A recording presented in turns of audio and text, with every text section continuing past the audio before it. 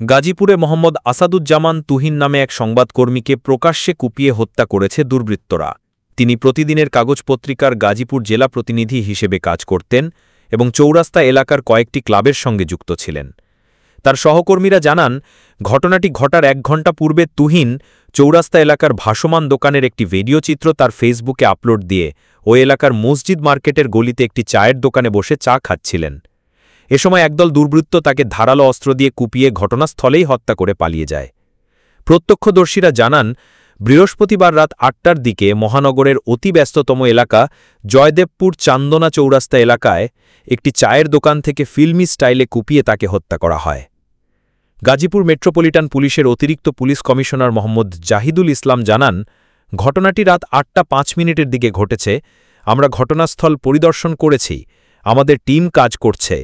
তিনি আরও বলেন, যেভাবে তাকে কুপিয়ে হত্যা করা হয়েছে, ঘটনাটির প্রাথমিক মোটিভ থেকে বোঝা যাচ্ছে প্রচণ্ডতম ক্ষোভ থেকে হত্যাকাণ্ডটি ঘটানো হয়েছে। আশা করি আজ রাতের মধ্যেই এর একটা সুরাহা করতে পারব।